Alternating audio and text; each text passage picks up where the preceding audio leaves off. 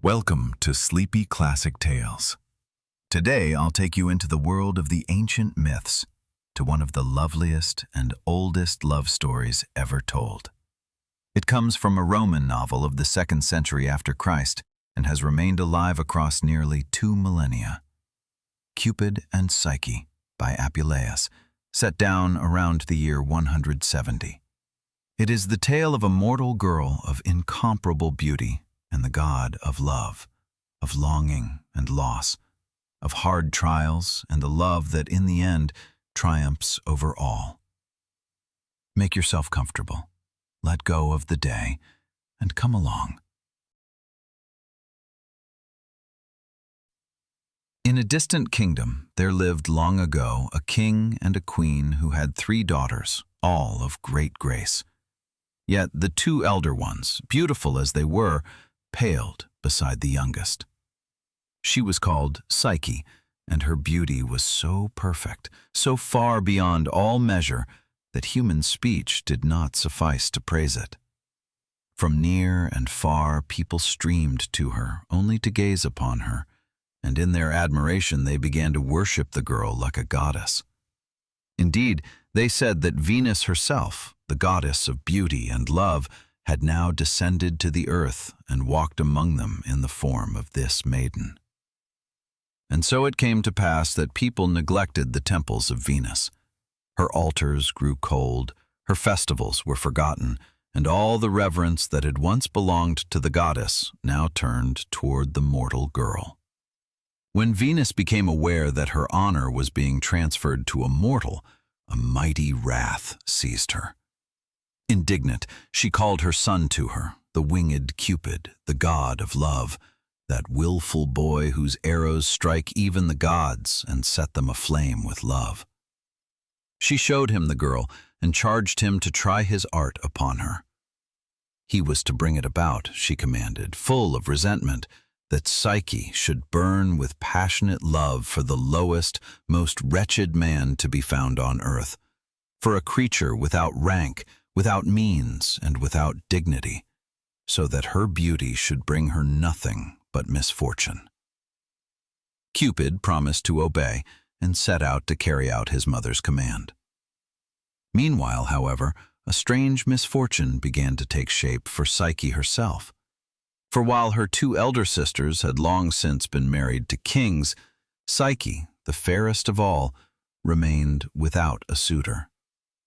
All admired her, yet none dared to woo her, for her beauty seemed to people so exalted and divine that they did not venture to approach her.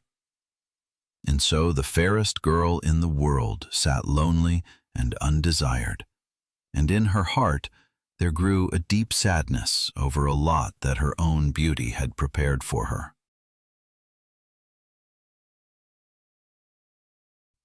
In his perplexity, the king turned to an ancient oracle to learn to what man he should marry his daughter, but the answer he received filled him with dread. The oracle commanded him to lead Psyche in her bridal gown to the summit of a high, lonely crag, and to leave her there, for no mortal man was destined for her, but a being to whom even the gods bowed. Deeply grieved, the king and queen submitted to the pronouncement, for no man opposes the will of the gods. In a procession that resembled a funeral train, they led Psyche up to that crag. Psyche herself, however, bore her lot with a composure that astonished all. She comforted her weeping parents and said she accepted what fate had decreed over her. And so they left her alone and in fear on the high crag and returned home lamenting. When Psyche stood alone and forsaken on the crag, trembling and in anxious expectation of the monster that was to be destined for her, something wonderful happened. A gentle breath of wind arose, Zephyr, the mild west wind, and enfolded her tenderly. He lifted her up, carried her light as a feather away from the rugged crag, and set her down far from there, in a deep, blooming valley, softly upon the tender grass. There, freed of all fear, Psyche sank into a peaceful sleep, and when she awoke, she beheld close by a grove of tall, magnificent trees, and in their midst a palace of such splendor that it could be no work of human hands.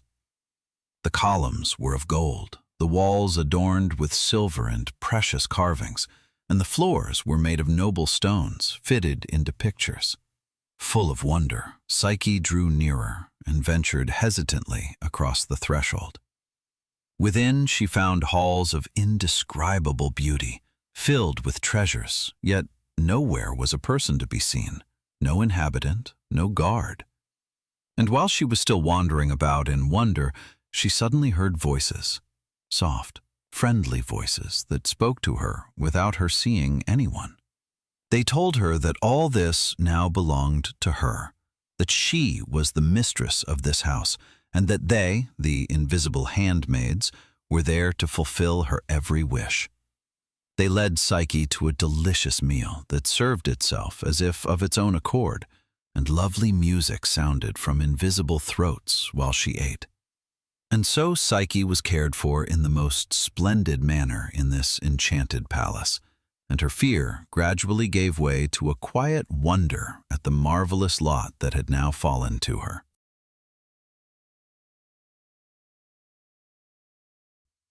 And so Psyche spent her days in the enchanted palace, tended by invisible hands and voices. Yet the true secret of her new life revealed itself only with the night. When darkness fell and Psyche had lain down to rest, she heard in the stillness a gentle voice at her side. It was her husband, that being to whom the oracle had destined her, and he came to her under the cover of darkness. He spoke lovingly to her, with words of such tenderness that all fear left her, and she recognized that he was no monster to her, but a loving, kindly companion. Yet he laid down a single condition.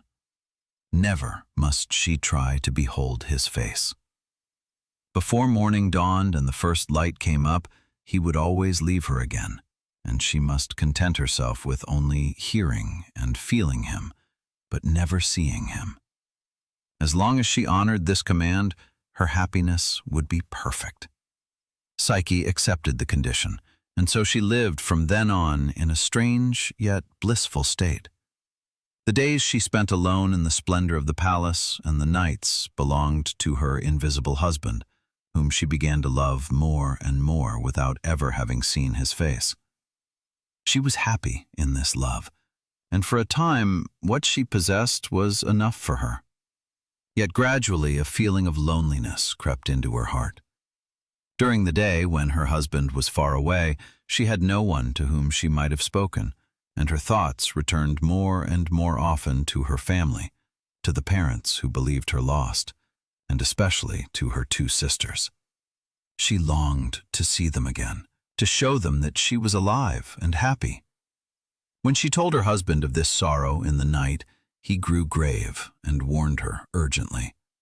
Her sisters, he said, would bring her only calamity, and she should beware of listening to their urging. But Psyche begged and pleaded so long that at last, though with a heavy heart, he allowed her to receive the sisters a single time.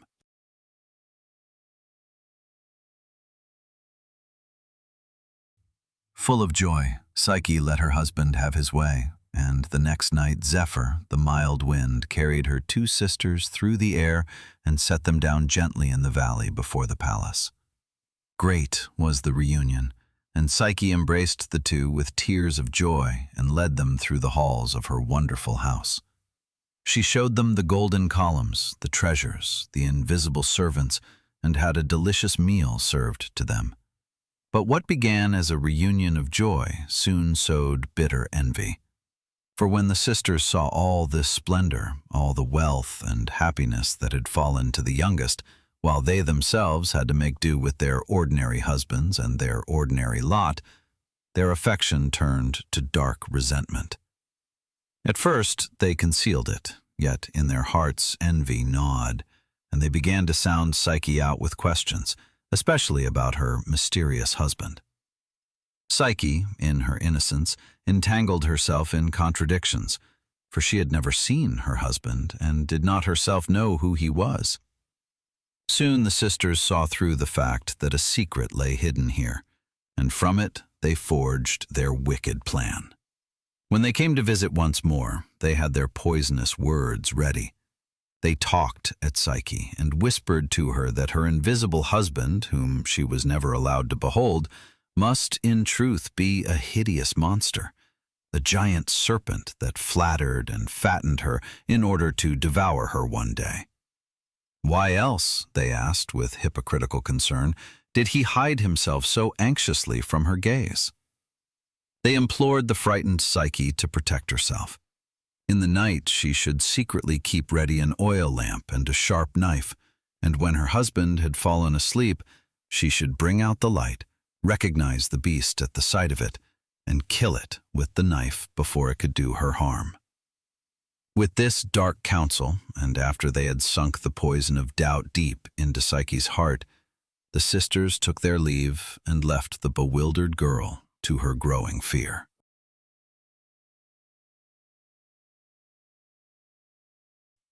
Psyche returned to her chambers that night, her heart torn between her love for her husband and the fear her sisters had awakened in her. She hesitated long, but at last fear won out over trust. When her husband had come and sunk into deep sleep, she rose quietly, brought out the hidden lamp, and stepped with a pounding heart to the bed, the knife in her trembling hand. But when the light fell upon the sleeper, she froze. There lay no monster, no hideous serpent, but the fairest of all beings, Cupid himself, the god of love, with golden locks and gentle features, and beside the bed rested his wings and his bow. Psyche, overwhelmed by the sight of him and by shame at her mistrust, let the knife sink. In her agitation, however, she tilted the lamp, and a drop of the hot oil fell upon the god's shoulder. Cupid awoke, saw the light, saw the knife, and recognized at once that Psyche had broken her promise and followed the counsel of wicked tongues. Without a word of anger, yet filled with deep pain, he rose, spread his wings, and left her. In despair, Psyche tried to cling to him, but she could not hold him, and he vanished into the air. Before he disappeared entirely, he spoke only a few sad words to her. He had, he said, acted against the command of his mother, who had sent him out to plunge her into misfortune, and instead he had taken her himself as his wife and loved her. But now that she had withdrawn her trust from him, he must leave her, for love cannot dwell where suspicion takes up residence. With these words, he was gone, and Psyche remained behind alone, punished for her doubt, the palace and her happiness lost, and in her heart there now awoke more than ever the full, consuming love for the one she had just lost.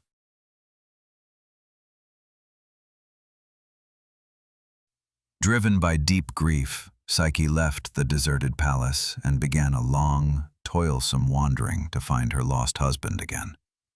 She journeyed through lands and cities, asked everywhere after him, and did not give up hope, however exhausted and disheartened she sometimes became. She even turned to other goddesses and asked them for aid, but none dared to set herself against the wrath of Venus, and so Psyche found refuge nowhere. At last she formed a bold resolve. She would face the goddess herself, that mighty Venus whose rancor had caused all her misfortune, and humbly offer herself to her as a servant, in the hope of thus coming near her husband again. Venus, however, received her full of scorn and old wrath. She was doubly embittered, for now her own son had joined himself against her will to the mortal girl, and that was in her eyes an unbearable affront. And so she resolved to make Psyche atone for her presumption, and laid upon her a series of tasks, each of which seemed insoluble, and which were meant to bring the girl to ruin. The first trial was this. Venus showed her a huge heap in which grains of the most varied kinds lay mixed together, wheat and barley, poppy, millet, and lentils, all jumbled into a single mountain. This, the goddess commanded, Psyche was to have separated by kind and neatly ordered by evening, each grain with its own sort. In despair, Psyche sat before the impossible task and did not stir, for she saw that no human hand could ever accomplish it. But then help came from an unexpected quarter. A tiny nation of ants, who pitied her suffering, hurried up in swarms, and busily and tirelessly the little creatures carried grain after grain together, until the whole heap was neatly separated and ordered. When Venus returned in the evening and beheld the completed work, she grew still more enraged, for she suspected that Psyche had not prevailed without outside help.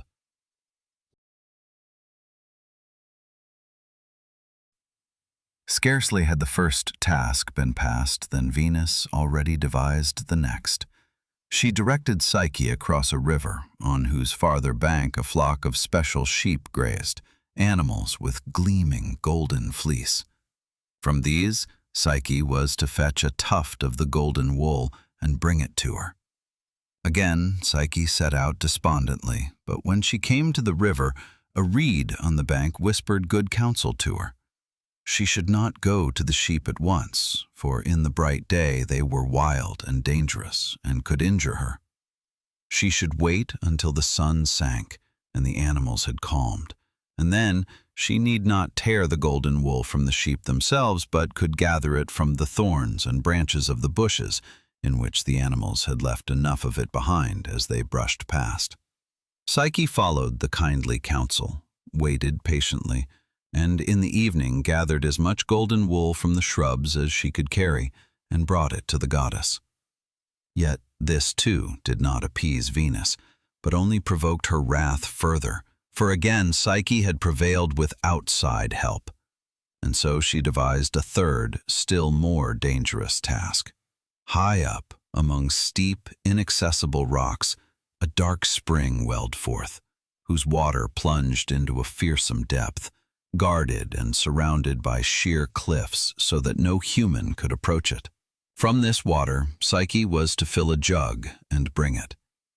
When Psyche reached that terrible place and saw the unreachable spring between the smooth rocks, she almost despaired, for this task seemed truly impossible. But then help came to her once more from higher spheres. A mighty eagle, the bird of Jupiter, came flying up, seized the jug in its talons, swung down into the dizzying depth, filled it at the dangerous spring, and brought it back safely to the astonished Psyche. And so she passed the third trial as well, and Venus, beside herself with rage, now devised a last, most extreme task.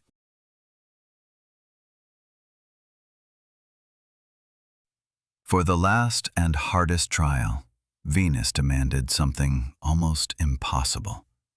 Psyche was to descend into the underworld, into the realm of the dead, and beg from Proserpina, its mistress, a little of her beauty in a small box, and bring it up. Psyche despaired, for whoever descends alive into the depths seldom returns. Yet when she already believed all was lost, a voice sounded that showed her the way and instructed her exactly how she might get down and come up again. Above all, however, the voice impressed one thing upon her. Under no circumstances must she open the box she brought up and look inside. Psyche followed all the instructions faithfully, made her way down into the underworld, stepped before Proserpina, received the closed box, and safely set out again on the way to the light. But when she was almost at her goal, curiosity overcame her, and with it another tender thought. She wished to take a little of that divine beauty in order to please her beloved Cupid again, and so she opened the box. But within, there was no beauty, but a deep, death-like sleep, which rose at once from the box and settled over Psyche, so that she sank lifeless to the ground. Now, however, Cupid, who had recovered from his wound and longed for his beloved, was no longer willing to remain far from her. He hurried to her, found Psyche in her rigid sleep, and woke her with a gentle touch, by taking the slumber from her and banishing it back into the box. Then he spoke lovingly to her, forgave her her curiosity, and bade her complete the work that Venus had laid upon her. He himself, however, flew up to the highest of the gods, to Jupiter, and earnestly begged him to bless his love for Psyche. Jupiter, moved by the constancy of this love, granted the request. He reconciled the wrathful Venus, and then he handed Psyche a cup with the drink of immortality. She drank, and with this draught the mortal girl became a goddess, the equal of the immortals, so that nothing more now stood in the way of her union with Cupid. In the circle of all the gods, the wedding of Cupid and Psyche was celebrated, a feast full of joy and music, and Venus, once so enraged, danced reconciled among the blessed. And so the two found each other forever after all their suffering, and to love and the soul a child was born, to whom they gave the name Voluptas, which is delight. That was our short retelling of Cupid and Psyche by Apuleius from his novel The Golden Ass, an age-old story of love and longing, of trust and lost trust, of hard trials and a faithfulness that in the end reconciles even the gods. Good night, and if you like, we'll hear each other again tomorrow, here at Sleepy Classic Tales.